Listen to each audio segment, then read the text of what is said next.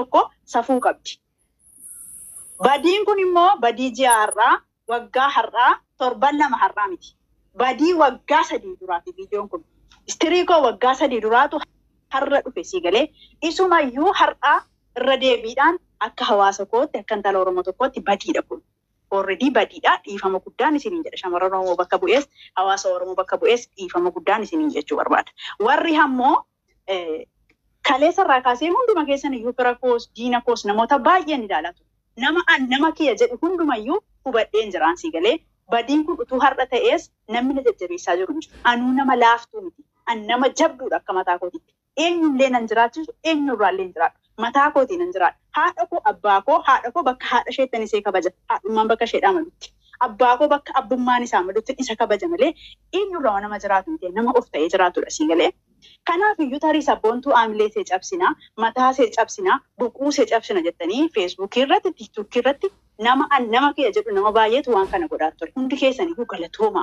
Wanti ani irra deddeebiidhaan isinitti himuu barbaadu hin dadhabina. Yeroo keessan waa'ee kootti hin fixina. Badiin kun badii waggaa 3 duraati. An nama har'a aamileen koo cabee. Obboleetti. Hey, badii kooti hin jedhin dhaggeeffadhu. Qaama namaa waan namatti wantatti balleessee jira. Hin jiru. Deddeebitee dhiifama midhaan hin jedhin. Anas hin jedhin. Akka shamara tokkooti. Laa hin jedhin kalas keessaan dubbanna nu shamarranii qophii jaalatu. Hin dubbatin asirratti. Isa kanaaf iyyuu warri kara fuula tiiktookkiitiin warri kara fuula feesbuukiitiin tarii aamilee see cabsuu dandeenya jettanii dadhabaa jirtan irra deebiidhaan hin dadhabina. Gocha keessaniif immoo isa fira kootiis, isa diina kootiis, isa hiriyaa kootiis, isa fereendii feesbuukiis, tiiktookkiis ta'e hundi keessanuu naa galatooma. Ani intala keessanii waan ta'eedhaaf. Osoo na gorfachuun sinirra jiru akkas gochuu keessaniifis galatoomaa irra deebiidhaan. Badiin kun immoo badii koo har'aa miti. Anuu bakka sanarraa fagaadheen jira. Ani jireenya haaraa eegaleen jira. Badiin kun badii waggaa 3 duraati. Irra deebiidhaan sinitti hima. An jireenya haaraa eegaleen jira. Bakka sanan jirula. Isin har'a dhuftanii aamilee na cabsuudhaaf hin dadhabinaan isin jechuudha. Irra deebiidhaan. Mubeen humnaan si fidee gandummaadhaa maalidha warri jettanu warri gadda kaleessa. Ati luudhaan jimmaadha. No, mubee. Iluutti dhaladhus ani iluudhaaf miti kan hin dhaladhe intala Oromooti. Kan Oromoof Oromiyaati sii galee. Kanaaf iyyuu ani namni tokkoyyuu humnaawwan tokko na gochuu hin danda'u. Sii galeera miti.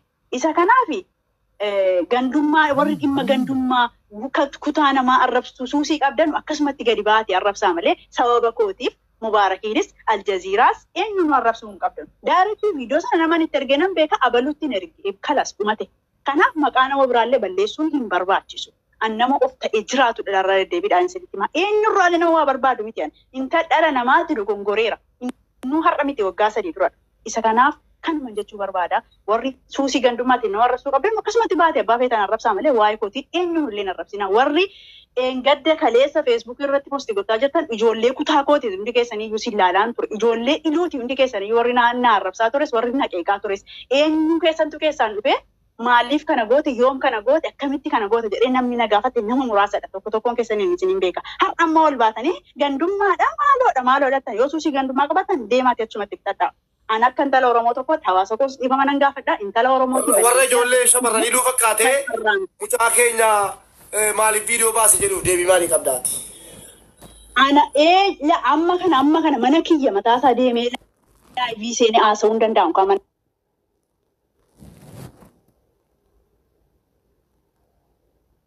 keetti viidiyoo boomite jechuudha. Si galee. Utuu sammuu kiyya naa eeguu barbaadde istiriikoo waggaa 3 duraa har'a fiddee feesbuukii irratti maxxansitee arrabsitu sittanii maa dhaggeeffadhu hunda keeyyuu. Kanaaf iyyuu hundumti keessa nu galatoomaan isin jechuu barbaadaan baay'ee haasa'uun barbaadu nama of ta'ee jiraatudha.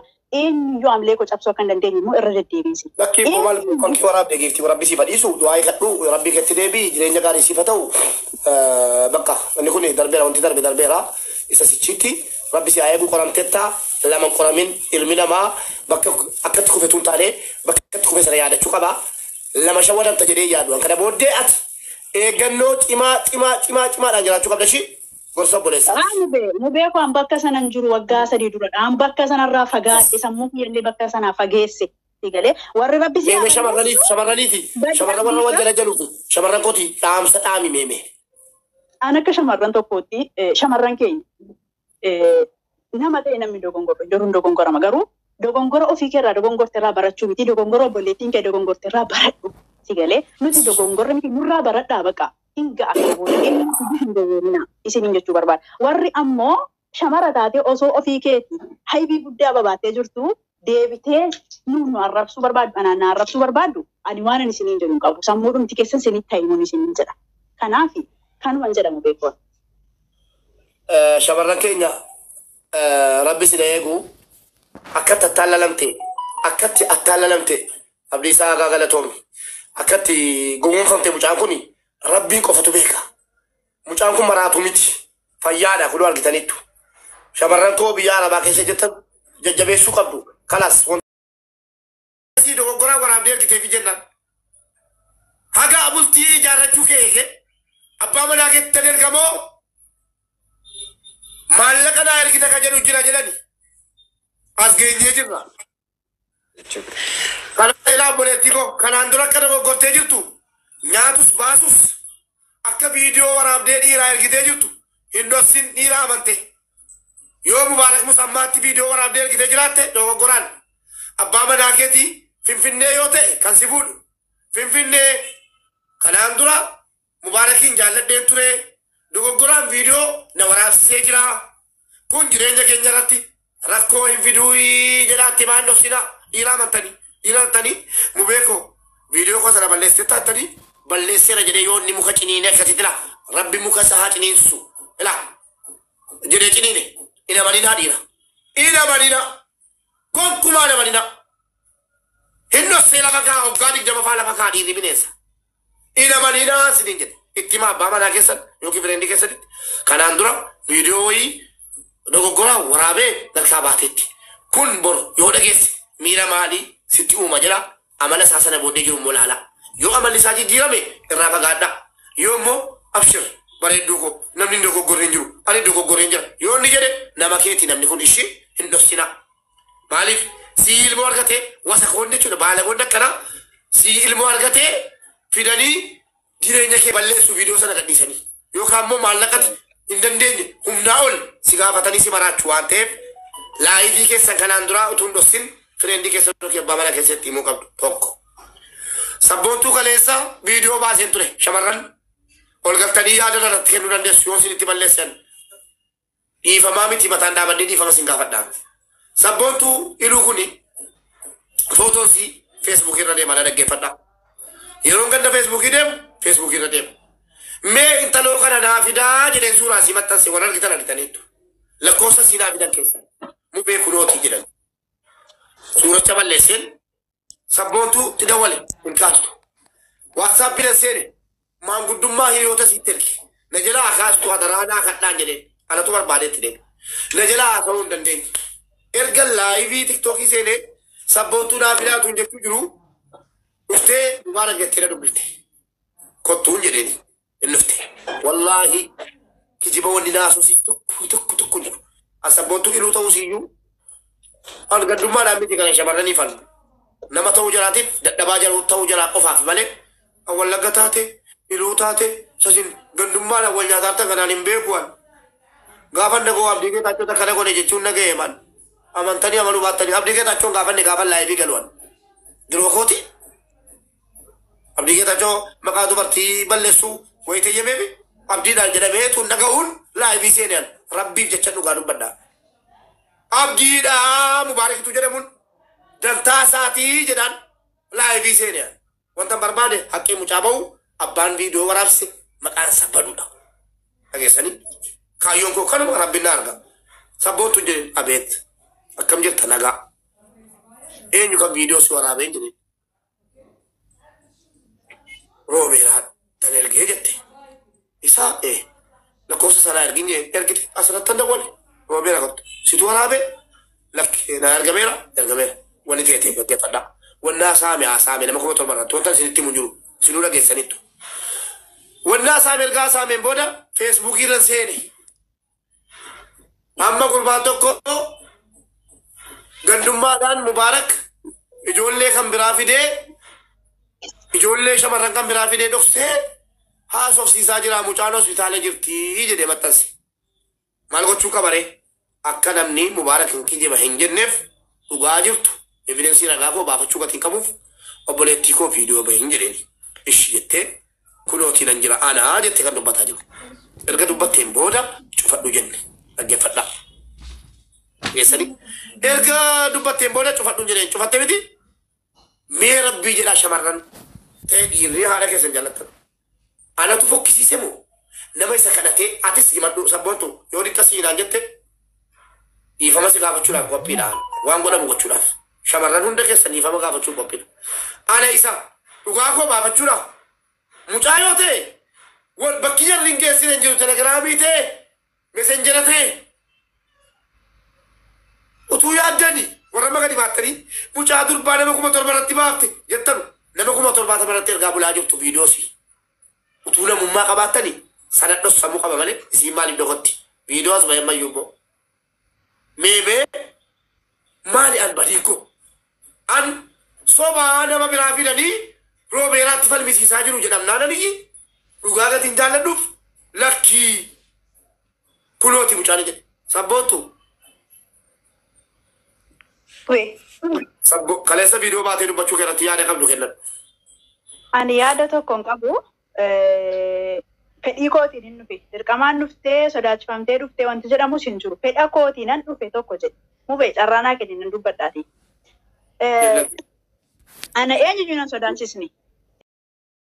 Teenya tanaaf ibsu kan inni irratti dabalu teenya tanaaf ibsu dhugatti waan mubaarak irratti dabaluu fi yaa obboleettii tiyya mataan keessi gadi hin qabamin dhugaan siif himaami keetii alabbee malee ilmi namaa hundi sanuma na amani ilmi namaa hundi sanuma keetiitu alabbee wanta ta'e malee wanni ati haariinni addunyaa tanarra fiddees tokko hin jiru namoonni viidiyoon sanarraan tana feetanii isaa wajjin wal loltan dhiistan viidiyoon san bahee ala jira namuutu seef godhatee haa qabaatu bakka fedhe isaa jiraatu garuu ati kanaa ittee mataan sin cabin kanaa ittee qalbiin tee sin cabin waan takkan taatu wanni isaan fidaniis takka hin jirtu garuu an ummata keenya kan oromoo kana biratti wanniin hedduu xiqqashoo teeshinatti ta'u ummata habashaatis agarreetuma jirra faranjootaas agarreetuma jirra kanaas agarree jira viidiyoon kasaaniitii irra gabbaa gizee laalee agaru garuu dilana hafarfamee wal xiqqeeffamee maarreen janamu wastaranii wadhoftanii attamaan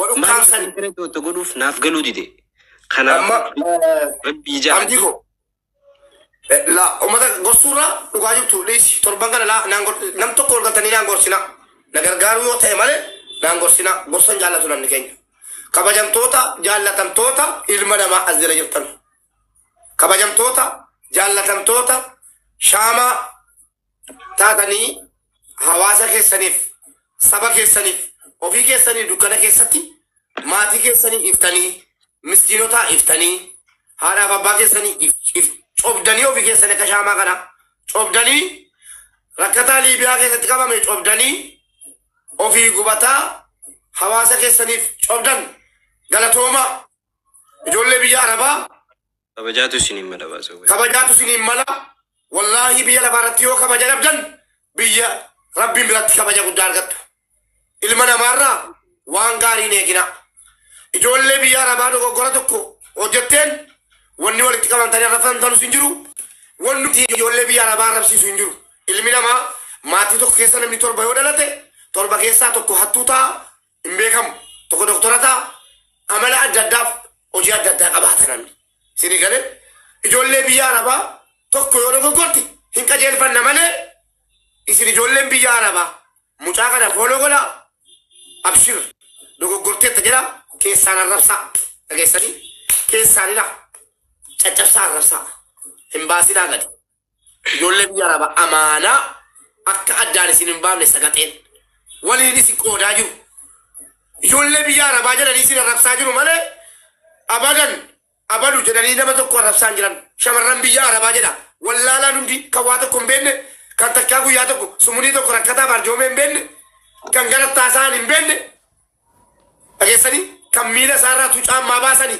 qeensa ofirraa hin qabne hundi hadda caammaan dhufee jennaan caammaadhaan miila isaa dhossee wasakne jechuudha gadi baatee shamarran biyya Arabaa rabbi si balleessutti rabbi si haa balleessu rabbi si haa balleessu bakka jira kanaaf isin gootota hin dogoggortan ilmi namaa dogoggorra hin jiru baga waraabdanii yoommoo karaa biraatiin dhufuu barbaadan immoo baga waraabdan qaama keessan waraabdan qaama keessanirraa rabbiin malee namni isin gaafatu hin jiru abbaan barbaade mataadhaan gad dhaabatta bilook na godhii deemi kana ajandaan koochuudha baga waraabdan sabbootu qaama namaa waraabdee beektaa warri kaan qaama namaa waraabdanii beektu wanjalli guddaan hiriyaa keessi waliin hojjettu baangaalii sataatu oromoo sataatu amaara sataatu qaama sii osoo siin hin beekne waraabdee jennaan rakkoodha kanaalachi qaama kee waraabde irratti maaltu xuun baay'isiisa nan argeen hubadhaa laalaa shamarran dhiira hanqafatee deemu wal dhossaa dhiiroon jechuudha